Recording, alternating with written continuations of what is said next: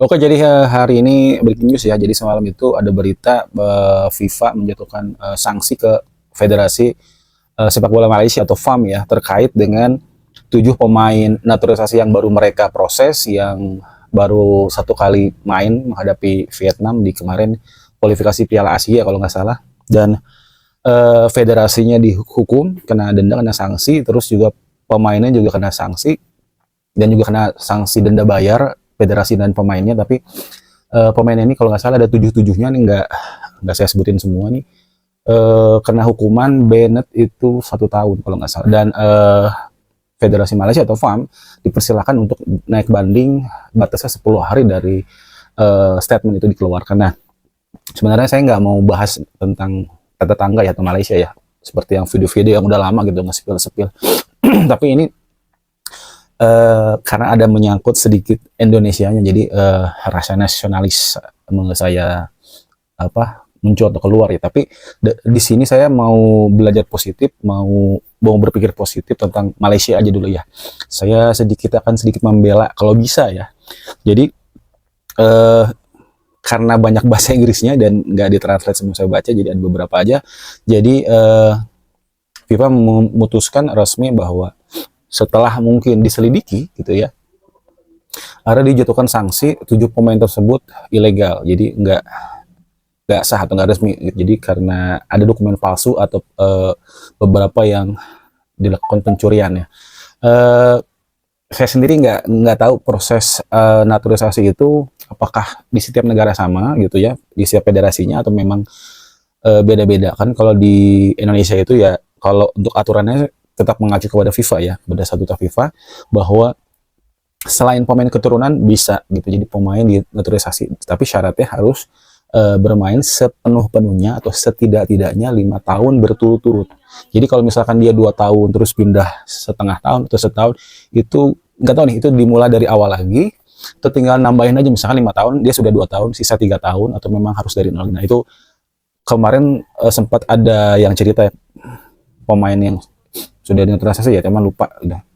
Nah, kalau di Malaysia, nah saya juga nggak tahu nih gitu. Seperti yang kita tahu kan, sekarang itu proses naturalisasi karena media sosial sudah luas, sudah bisa dijangkau oleh semua kalangan. Jadi bahkan DPR pun pada saat rapat kerja itu sebenarnya ada siaran live-nya atau siaran langsungnya gitu. Termasuk pada saat proses naturalisasi pemain gitu. Jadi seperti yang terakhir itu kemarin siapa, Mauro Gilstra dan Milano Jonathan sih ya. Baik si pemainnya ada di, misalkan datang langsung ke Indonesia, datang di acara sidangnya, atau mungkin hanya lewat Zoom aja di negara asalnya, misalkan ada di Belanda atau Italia gitu, Inggris, Belgia. Di tampilan layar pun disebutkan kalau Indonesia itu ya profil mereka, meskipun nggak detail gitu, tapi yang intinya apa sih, seluk beluk atau rootnya itu disebutkan. Misalkan dia garis keturunan Indonesia dari siapa, misalkan dari ibunya dari mana, dari nenek atau dari kakek, atau misalkan dari ayah gitu. Dan kalau sebelumnya juga saya tahunya itu pemain keturunan itu ya benar-benar mereka ada darah Indonesianya gitu. Tapi ternyata dari kasus kemarin Martin Paes dan juga Oli Romani, jadi mereka itu bisa dikecualikan. Misalkan oleh Romani dan Martin Paes, kedua pemain ini nggak ada darah keturunan Indonesia.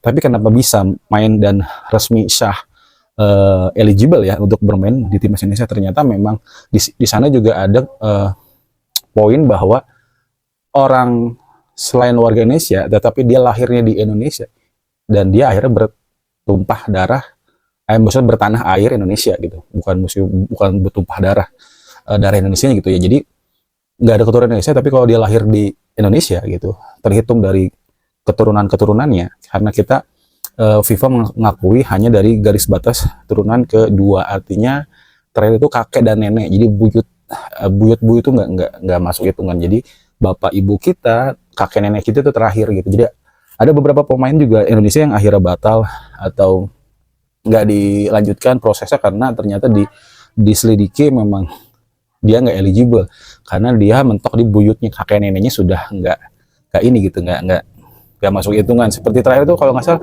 Mitchell Baker, pemain Atalanta asal Belanda yang kemarin sempat dipinjamkan ke Lille atau Lille yang sekarang klubnya Calvin Verdong gitu.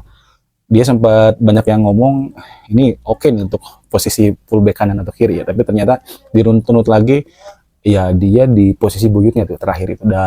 Terus juga ada lagi Hinoke Moresmo itu kemarin juga sempat ikut pertandingan uji coba tim 17 kalau nggak salah, tapi pas pada saat uh, pertandingan resminya kan harus ada proses lagi kan naturalisasi, ternyata dia juga mentok di kakek buyutnya gitu, bukan kakek neneknya. Jadi dengan berat hati ya dia tidak bisa dilanjutkan prosesnya. Jadi meskipun agak berat hati, kita juga tidak bisa memaksakan gitu, tidak bisa mentabrak statuta FIFA atau aturan resmi dari mereka. Kalaupun kita memaksakan misalkan dengan main akal-akalan atau main curi-curian gitu biar dia nggak tahu, FIFA takutnya nanti di kemudian hari gitu akan ketahuan, dan bukan cuma soal sanksi aja gitu, denda pasti efeknya akan kemana-mana. Misalkan sponsor yang tadinya akan masuk jadi kita tidak dipercaya lagi dari federasinya, dari negaranya, dari si pemain itu sendiri gitu. Terus juga dari agreement beberapa kerjasama misalkan dengan selain dengan sponsor ya, dengan federasi lain, dengan konfederasi lain, atau mungkin ada kerjasama dari afiliasi lainnya seperti ya tadi FIFA atau misalkan Indonesia AFC gitu, AFF. Jadi fatal akibatnya gitu. Nah, kita lanjut ke tadi permasalahan Malaysia gitu ya. Saya juga belum lihat gimana sih proses DPR atau parlemen mereka gitu dalam memproses naturalisasi gitu ya untuk sidang ininya gitu. Apakah disebutkan juga daftar pemain atau profil pemain yang akan diproses gitu, selain kelengkapan dokumen yang akan disertai gitu. Tapi dengan melihat gampangnya gitu, dengan kan kemarin sempat ada pro kontra lah gitu. Ya sebenarnya yang lebih isunya sih menariknya di head to headnya dengan Vietnam ya, yang sering kita sebut Nguyen ya. Karena media Vietnam sendiri yang awalnya karena dia head to head, dia merasa ada keberatan gitu, kecurigaan lah intinya dengan gampangnya proses naturalisasi pemain yang jauh sekali dari kemungkinan moyang mereka, Malaysia maksudnya. Karena ini dari tanah Latin atau Amerika Latin. Ada Argentina, Kolombia atau apa lagi? Ya kurang lebih seperti itulah. Jadi mereka pun berpikir dari mana gitu ini cikal bakal atau proses cerita awalnya gitu, karena memang Asia Tenggara terutama kita bisa bilang Nusantara sebelumnya gitu ya, ada Indonesia, mungkin Malaysia, Brunei, Singapura gitu, dahulu dijajahnya ya oleh imperialismenya Portugal, Belanda gitu, utara, selatan, dan ada masuk Inggris juga. Tapi Inggris nggak lama di wilayah selatan atau Indonesia dan lebih bercokol di wilayah utara gitu. Ada juga Spanyol yang masuk di Filipina. Jadi Inggris itu kebanyakan dijajah lama oleh Malaysia. Malaysia maksudnya dijajah oleh Inggris gitu. Sedangkan Indonesia oleh Belanda lamanya. Jadi kalau misalkan mereka mengklaim atau mengambil pemain dari Inggris, itu lebih masuk akal gitu. Ya meskipun beberapa pemain juga nggak dari Inggris aja kan, ada yang dari Denmark, Swedia gitu kalau nggak salah, sama seperti Thailand juga ada dari Skandinavia ya, Swedia, Denmark, Finlandia gitu. Dan sebenarnya untuk urusan keturunan ini nggak ada masalah, kita nggak bisa jadi patokan dulu moyangnya misalkan pernah dijajah atau pernah dibawa seperti dulu zaman sebelum kemerdekaan ada perbudakan kan, jadi ada pekerja paksa yang mungkin dari wilayah Indonesia Nusantara dibawa ke Belanda, dibawa ke Suriname untuk bekerja keras gitu. Jadi mereka akhirnya menetap di sana dan nggak bisa pulang, berketurunan, beranak pinak, beranak cucu, tetapi dia masih bangga dengan menyebut ya keturunan dari Nusantara atau Indonesia gitu. Meskipun keturunannya ya sudah mungkin nggak bisa bahasa Indonesia, mungkin hanya bisa bahasa penjajahnya Belanda atau Inggris gitu. Oke, terus kita runut juga ini sebenarnya sama seperti yang saya kemarin sempat spill juga gitu. Dari mana datangnya pemain Latino ini gitu? Kita nggak bisa bilang spesifik Argentina karena ada beberapa juga dari, kalau nggak salah Kolombia ya atau apa, negaranya gitu.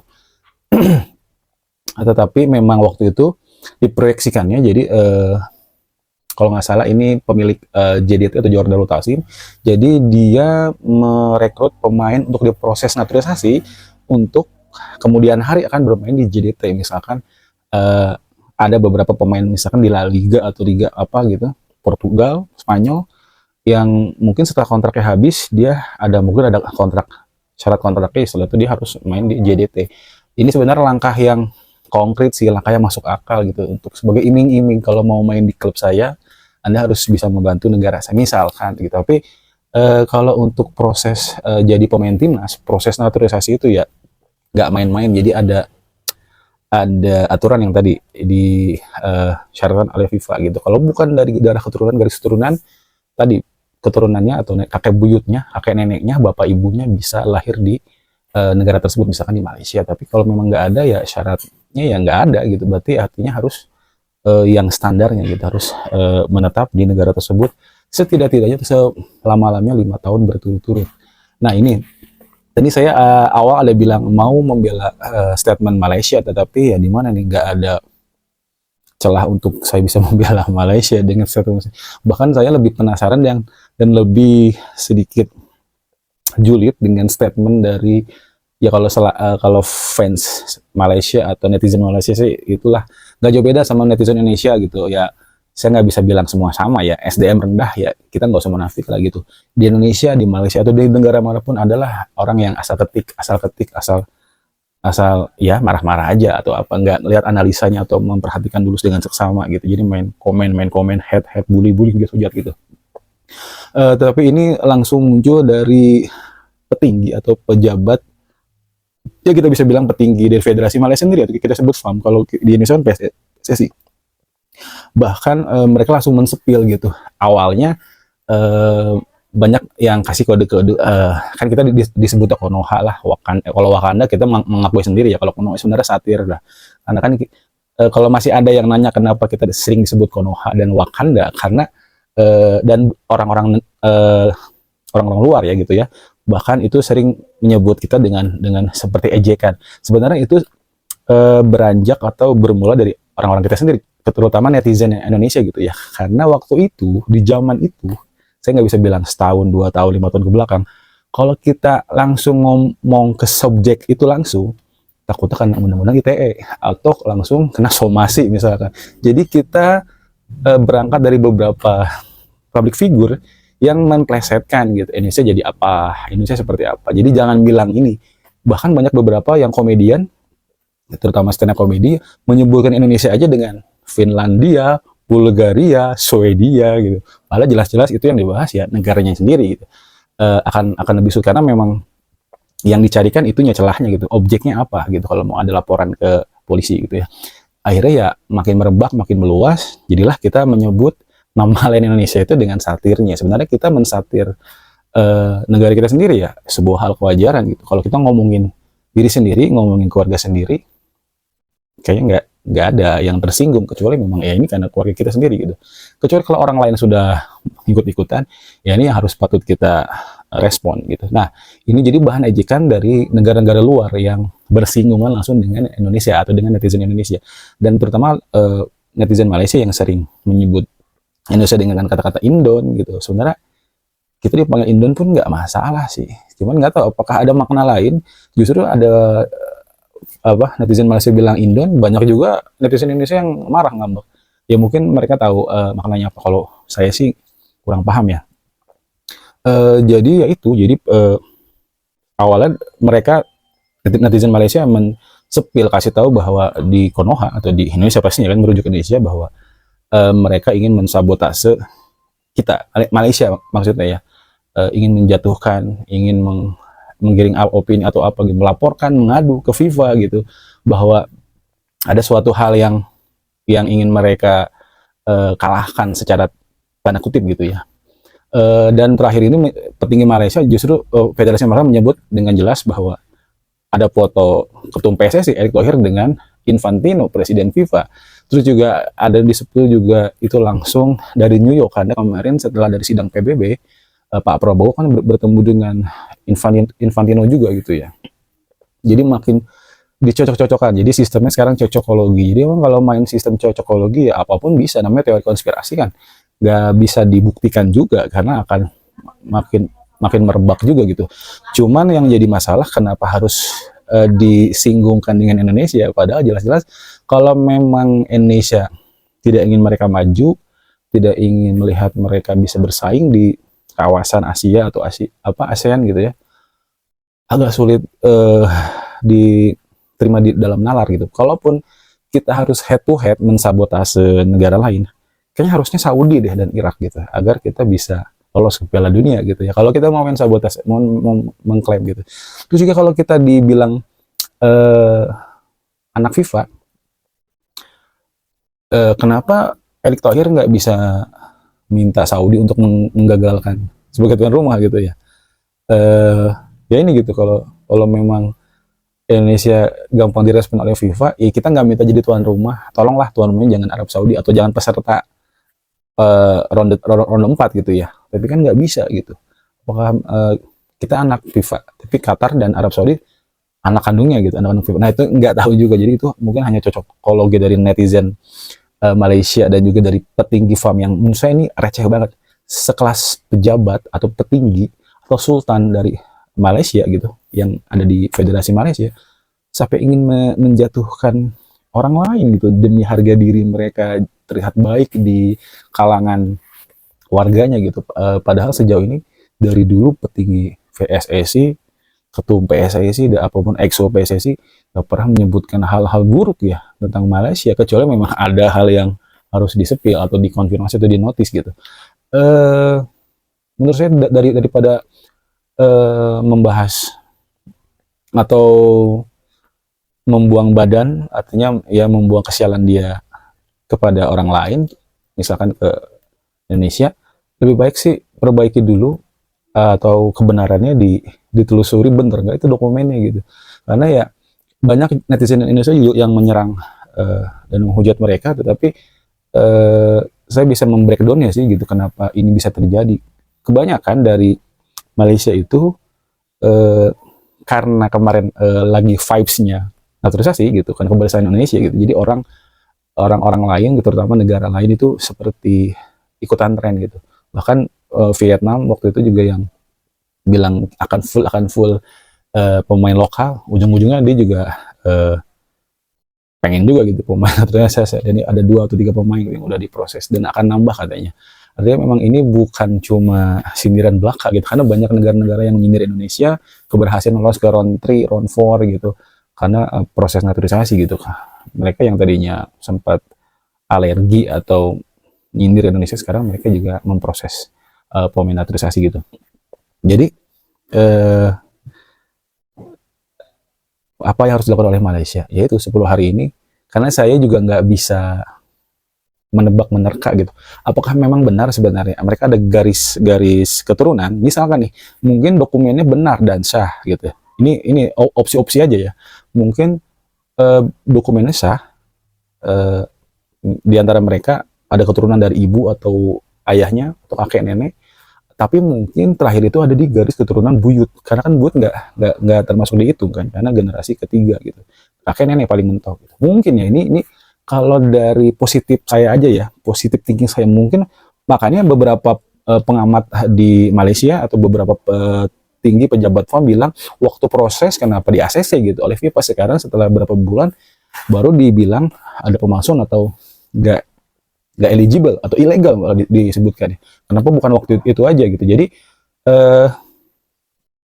kenapa gitu? Makanya apakah prosesnya baru terjadi, baru dapat tindakannya? Ini ibarat kayak proses sistem offset sekarang. Semua bisa lihat juga dan udah tahu kan.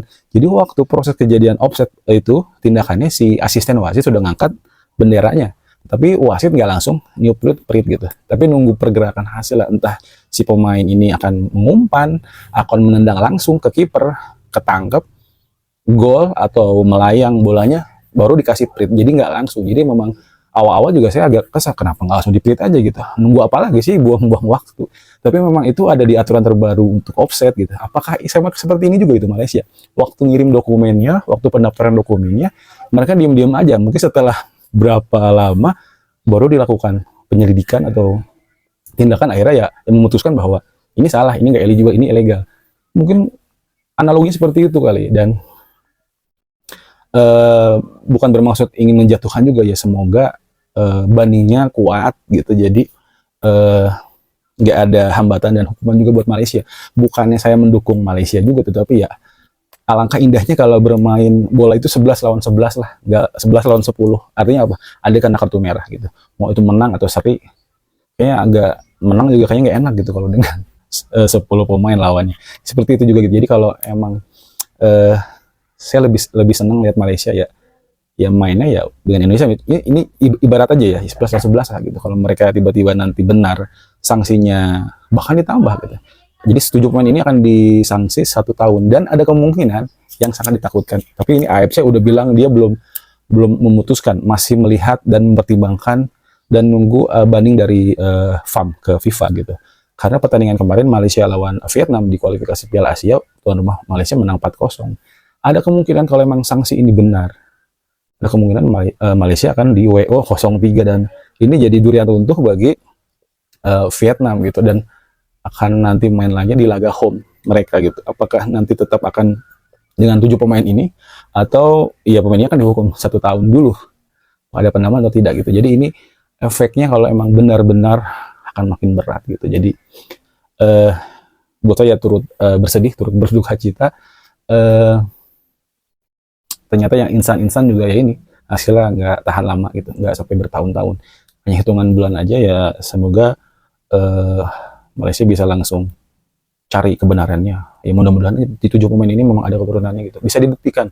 Misalkan dengan seperti orang Indonesia yang sudah kemarin diproses dia ada keturunan misalkan dari Malukunya, ada marganya gitu, atau dari mana gitu, dari bisa bahasa Indonesia sedikit-sedikit, atau mungkin dia pemain itu bisa bahasa Melayu gitu. Contoh konkretnya adalah pemain timnas Indonesia yang keturunan naturalisasi, dia bahkan bersemangat ingin bisa nyanyi bahasa Indonesia, lagu kebangsaan Indonesia gitu, Indonesia Raya, meskipun ada beberapa yang pelafalannya masih belum, tapi kebanyakan banyak yang excited, jadi belajar dulu waktu proses itu.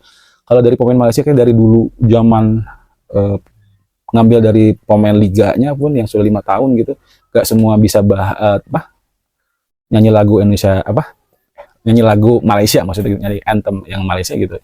Jadi ya itu yang sedikit perbedaan Malaysia dan Indonesia gitu. Excitednya itu sangat kuat dan tinggi kalau di timnas Indonesia pemain naturalisasi ini. Terima kasih yang sudah menonton video saya. Ini breaking news, jadi saya nggak sempat nyebutin karena bola plusnya ya. Jadi terima kasih sudah menonton. Salam olahraga.